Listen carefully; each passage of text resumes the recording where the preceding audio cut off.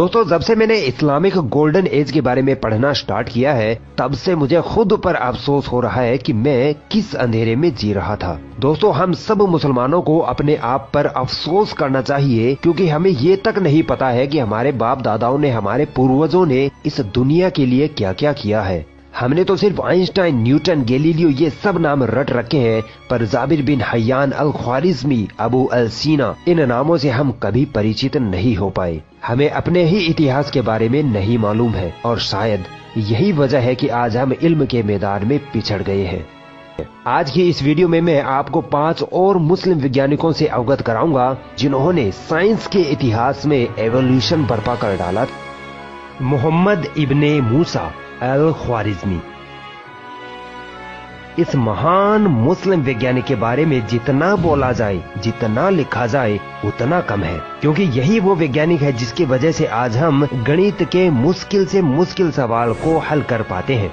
आपने स्कूल में गणित के इस तरह के सवालों को तो जरूर पढ़ा होगा। इस तरह के सवालों के टॉपिक को अलजेब्रा कहा जाता है, और इसकी खोज अल ख्वारिज़मी ने की थी। अल ख्वारिज़मी को फादर ऑफ अलजेब्रा कहा जाता है। गणित विषय पर इन्होंने एक किताब लिखी, किताब अल जबर वल मुकाबला। इस किताब का जब लैटिन, ग्रीक और अंग्रेजी भाषा में अनुवाद किया गया, तब इस किताब के अल जबर शब्द को बदलकर अलजेब्रा कर दिया गया, और इस तरह आज हम गणित के इस विषय को अलजेब्रा के नाम से जानते हैं, जो कि अल ख्वारिज़मी की देन है। 16वीं शताब्दी तक अरब और यूरोप की अधिकतर यूनिवर्सिटियों में गणित विषय पर यही किताब पढ़ाई जाती थी।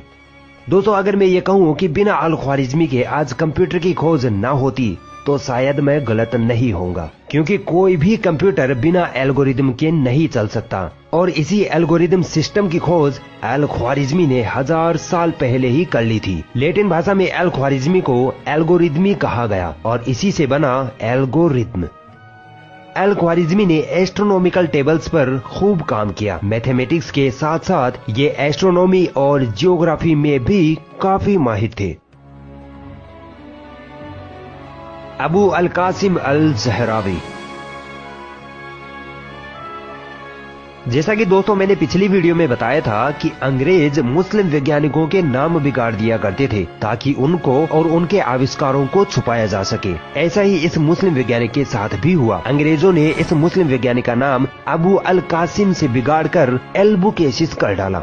स्पेन में पैदा हुए इस मुस्लिम साइंटिस्ट ने चिकित्सा के क्षेत्र में एक इनकलाब बर्पा कर डाला था। ये वो वैज्ञानिक थे जिन्होंने दुनिया में सबसे पहले सर्जरी करने का तरीका इजाद किया। इनको फादर ऑफ मॉडर्न सर्जरी कहा जाता है। अगर ये मुस्लिम वैज्ञानिक ना होते तो आज बड़े बड़े डॉक्टर किसी मरीज की सर्जरी या ऑपरेशन करने में असमर्थ होते। इन्होंने मरीज की सर्जरी के लिए ऐसे ऐसे टूल या औजार बनाए जो आज भी हमारे हॉस्पिटल्स में ऑपरेशन के दौरान इस्तेमाल किए जाते हैं। इन्होंने चिकित्सा के क्षेत्र में एक किताब लिखी, किताब अल तसरीफ। इस किताब में कई बीमारियों के इलाज तथा बड़े बड़े ऑपरेशन के तरीके बताए गए थे। इस किताब ने यूरोप में मेडिकल एवोल्यूशन ला दिया था। 16वीं शताब्दी तक यूरोप की हर यूनिवर्सिटी में यह किताब पढ़ाई जाती थी। ये पहले वैज्ञानिक थे जिन्होंने हीमोफीलिया की आनुवंशिकता का पता लगाया। ये पहले वैज्ञानिक थे जिन्होंने सर्जरी के जरिए पेट से बच्चा निकालने का तरीका इजाद किया। इसे एब्डोमिनल प्रेगनेंसी कहते हैं। इन्होंने ही टूटी हड्डियों को सही तरीके से जोड़ने का तरीका बताया। ये वो डॉक्टर थे जिन्होंने दांतों को सीधा करने का तरीका बताया, जिसके लिए इन्होंने सोने और चांदी के तारों का इस्तेमाल करना सिखाया। अल ज़हरावी एक physician, surgeon, dentist, chemist, philosopher आदि थे। मगर अफसोस, दुनिया के इस सबसे बड़े डॉक्टर को आज मुस्लिम उम्मा भुला चुकी है। इब्ने अल हैशम। ये वो वैज्ञानिक थे जिनको वैज्ञानिकों का वैज्ञानिक कहा जाए तो गलत ना होगा। इनको ऑप्टिक्स का जनक कहा जाता है। ऑप्टिक्स यानी प्रकाशिकी। यह भौतिक विज्ञान की एक महत्वपूर्ण शाखा होती है जिसमें प्रकाश के बारे में अध्ययन किया जाता है। दोस्तों अल हैशम से पहले के वैज्ञानिकों का ये दावा था कि जब आंखों से रोशनी निकलती है और किसी वस्तु पर पड़ती है तब हमें वो वस्तु दिखाई देती है, मगर अल हैशम ने इस दावे को खारिज किया और बताया कि आंखों से रोशनी नहीं निकलती, बल्कि रोशनी देने वाली किसी चीज जैसे सूरज या लैंप से जब रोशनी निकलती है तो वो रोशनी किसी वस्तु से टकराकर हमारी आंखों पर पड़ती है, तब हमें वो वस्तु दिखाई देती है। दोस्तों आज की मॉडर्न साइंस भी अल हैशम के इस दावे को सही साबित करती है। अल हैशम ने बताया कि जब किसी बंद कमरे में एक छोटे से छेद के जरिए रोशनी कमरे में आती है तो बाहर के दृश्य का कमरे में उल्टा अक्ष बनता है। अल हैशम ने इस पर खूब एक्सपेरिमेंट किए और ऐसे दुनिया के सबसे पहले कैमरे का आविष्कार हुआ, जिसे पिन होल कैमरा कहा जाता है। आज के डिजिटल कैमराज अल हैशम के सिद्धांतों पर ही बनाए जाते हैं। ऑप्टिक्स यानी प्रकाशिकी पर इन्होंने एक किताब लिखी, किताब अल मनाजिर, जो दुनिया की पहली किताब थी जो ऑप्टिक्स पर लिखी गई, जो 17वीं ईस्वी तक दुनिया की हर यूनिवर्सिटी में पढ़ाई जाती थी। अल हैशम ने एस्ट्रोनॉमी पर खूब काम किया। ये मैथमेटिशियन थे, पॉलीमैथ, फिलोसोफर, थियोलॉजिस्ट थे और मेडिसिन के क्षेत्र में इनका बहुत बड़ा योगदान रहा है। इब्ने सीना,